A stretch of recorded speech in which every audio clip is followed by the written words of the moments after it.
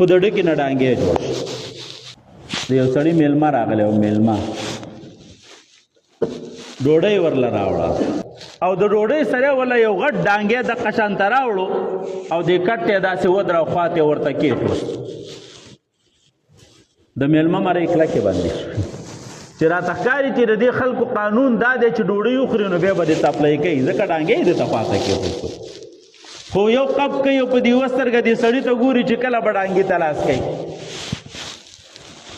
ته به بې شرمۍ ډوډۍ وخوړه یو څو قبه. سړي ورته ویل وخوره بس نور نه خورم بس.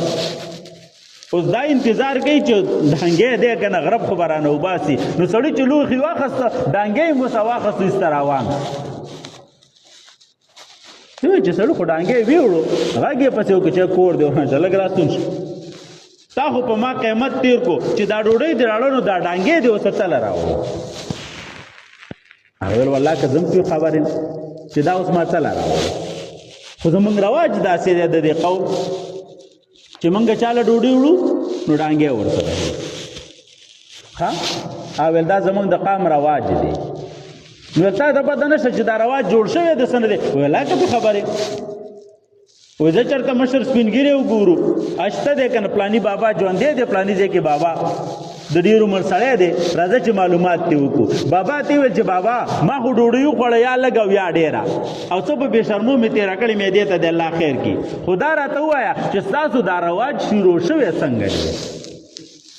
هغه ورته بچی زمونږ خلک چې ډېر میلمه دوست خلک وو چې میلمه بیا رالی بېرته پوسه بیا ورله یا چرګ او یا چیلی او یا وری او یا څه شی حلال کړی او هغه وخت کې خو د غوښو د پخلي داسې انتظامات هم نو معمولي بیا په سکرو واړوله راواړوله بیا بیا خوړله.